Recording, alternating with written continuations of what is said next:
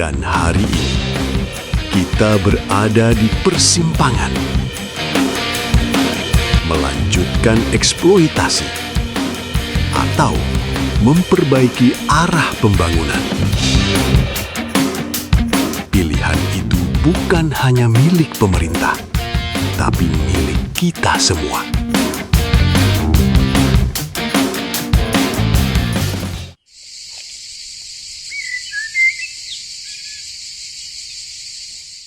Halo sahabat hutan, ketemu lagi dengan Damar dari Voice of Forest. Episode kali ini menayangkan Pak Mantri Hutan membahas tentang perubahan iklim, cuaca ekstrim, dan peran hutan, yang sangat penting dampaknya terhadap kehidupan di bumi.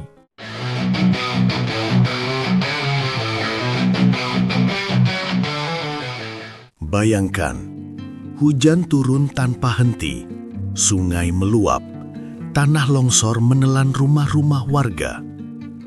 Dalam beberapa tahun terakhir, kita menyaksikan bencana datang lebih sering, lebih ekstrim, dan lebih mematikan. Ini bukan kebetulan, ini adalah tanda. Tanda bahwa ada sesuatu yang salah dalam cara kita memperlakukan alam. Dan di balik semua ini, ada satu faktor penting yang sering diabaikan. Hutan. Curah hujan ekstrim yang terjadi akhir-akhir ini telah memicu banjir dan longsor di berbagai wilayah Indonesia. Dampaknya bukan hanya kerusakan fisik, tetapi juga kehilangan nyawa dan masa depan banyak keluarga. Fenomena ini berkaitan erat dengan perubahan iklim global. Suhu bumi meningkat akibat akumulasi gas rumah kaca. Dan ironisnya, salah satu penyumbang terbesar emisi tersebut justru berasal dari sektor yang seharusnya menjadi penyelamat, hutan. Hutan memiliki peran yang sangat unik. Di satu sisi, ketika hutan rusak, ia menjadi sumber emisi karbon yang besar. Namun di sisi lain, ketika hutan dijaga, ia menjadi penyerap karbon paling efektif di bumi. Hutan juga berfungsi sebagai penahan banjir, penjaga kesuburan tanah, penyeimbang siklus air. Dengan kata lain, hutan adalah benteng terakhir kehidupan manusia. Indonesia termasuk negara dengan risiko tinggi terhadap dampak perubahan iklim. Ancaman yang dihadapi antara lain banjir ekstrim, gelombang panas, kenaikan muka air laut, gagal panen, krisis pangan. Diperkirakan, jumlah masyarakat yang terdampak banjir ekstrim akan meningkat hingga jutaan orang dalam beberapa dekade ke depan. Yang paling rentan adalah petani, nelayan, masyarakat miskin di daerah terpencil. Artinya, krisis iklim bukan hanya masalah lingkungan. Ini adalah krisis keadilan sosial. Indonesia telah berkomitmen dalam aksi global untuk menekan kenaikan suhu bumi di bawah 2 derajat Celcius.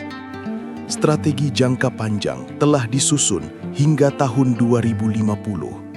Sektor kehutanan dan lahan atau Forestry and Other Land Use, disingkat FOLU, diproyeksikan memberikan kontribusi hampir 60% dari total target penurunan emisi. Targetnya jelas, tahun 2030, sektor FOLU menjadi net sink yang akan mengakselerasi sektor energi maupun sektor lain untuk mencapai net zero emission tahun 2060 atau lebih cepat. Kunci utamanya, mengurangi kerusakan hutan, melindungi gambut, rehabilitasi hutan. Namun pertanyaannya, apakah kebijakan saat ini benar-benar menuju ke sana? Di lapangan, yang terjadi justru sebaliknya. Pembukaan hutan masih terus berlangsung dengan alasan ketahanan pangan, food estate, ketahanan energi. Namun, kebijakan ini justru meningkatkan kerusakan hutan, melepaskan emisi karbon, merusak ekosistem alami. Ini menciptakan kontradiksi serius. Di satu sisi ingin menurunkan emisi, di sisi lain justru membuka hutan secara masif. Artinya, tata kelola hutan kita tidak sinkron dengan kebijakan iklim. Masalahnya bukan hanya pada kebijakan, tetapi pada cara kebijakan itu dirancang dan dijalankan. Beberapa persoalan utama: overlapping kebijakan antar sektor, minimnya pertimbangan daya dukung lingkungan, dominasi kepentingan ekonomi jangka pendek, kurangnya pengawasan dan transparansi. Akibatnya, hutan tidak lagi dipandang sebagai sistem kehidupan, melainkan hanya sebagai lahan yang bisa dikonversi. Jika kita ingin keluar dari krisis ini, maka perlu perubahan mendasar. Sinkronisasi kebijakan kehutanan dan iklim. Prioritaskan perlindungan hutan alam.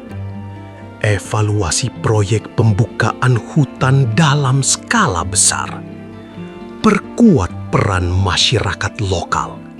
Gunakan pendekatan berbasis ekologi, karena pembangunan tanpa memperhitungkan lingkungan adalah jalan menuju kegagalan.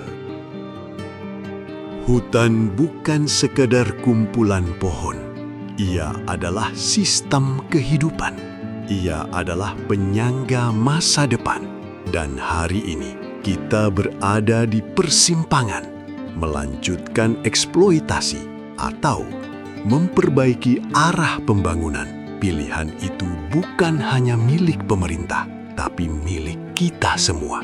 Karena ketika hutan hilang, yang hilang bukan hanya alam, tapi juga masa depan manusia.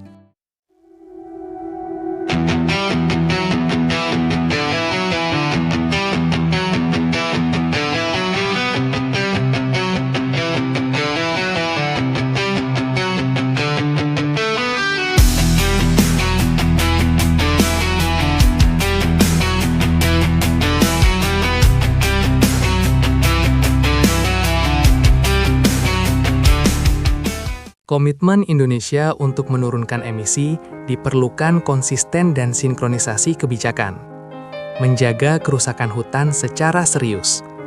Realisasi penurunan emisi sampai saat ini masih di bawah target. Terancam komitmen tidak tercapai untuk menurunkan emisi pada tahun 2030 menuju net sink. Demikian pembahasan kali ini, sampai ketemu lagi bersama Damar pada episode yang lain. Semoga bermanfaat.